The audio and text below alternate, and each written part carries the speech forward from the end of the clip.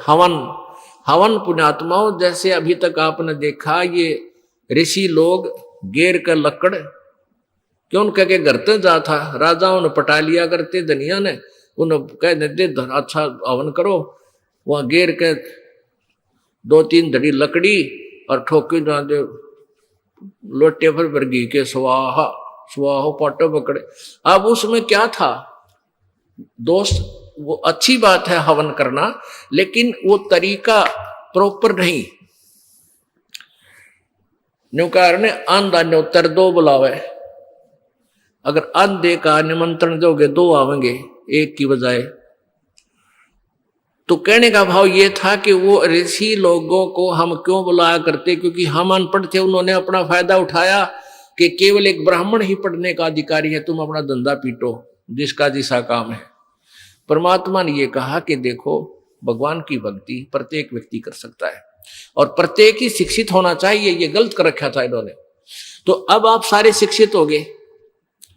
अब मालिक ने जो खेल खेला है, ये समय इंतजार किया है कि अब अपनी प्यारी आत्माओं को अपनी महिमा में अब बताऊंगा और सारा सबका समझ में आवेगी।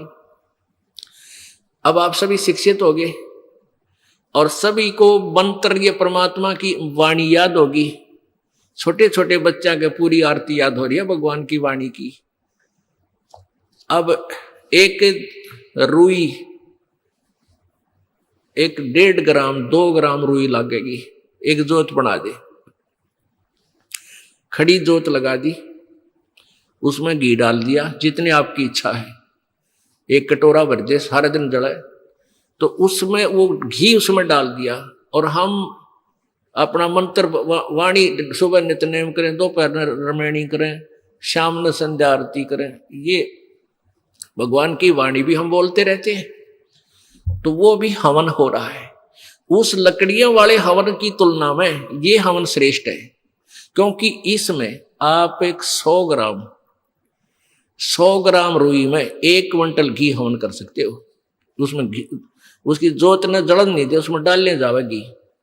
100 ग्राम जोत में 1 क्विंटल घी हवन कर सकते हो आप। और लकड़ियां में 1 क्विंटल घी हवन करने के लिए कम से कम भी 20 किलो तक कम से कम लकड़ी जला देते हो। तो उन लकड़ियों के जलने से कार्बन डाइऑक्साइड अधिक होती है।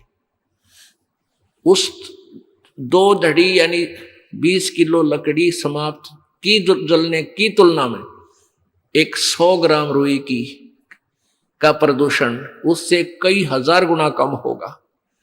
तो हमने ये अपनाना है। तो हम अपना हवन डेली करें हैं। अब क्या करा करते, कोई मृत्यु होगी, बुलाओ गुरुजी ने और हमारा हवन करियो 2 दिन 4 दिन।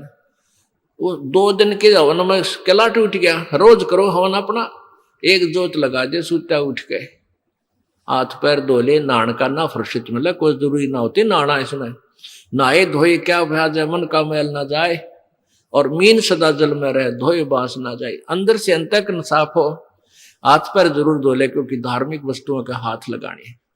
और जोत ला दे, अपना मंत्र करता रहे, काम करता रहे, अपनी आरती बोल ले, जा नित्यनेम भी कर ले, रोटी पोए जा, नित्यनेम चलता रहे। आजकल तो आधुनिक बहुत से उपकरण हो गए हैं, वैसे भी याद हो जाते हैं कुछ दिनों में। और नहीं बैठ कर अपनी किताब लेकर वह पढ़ ले।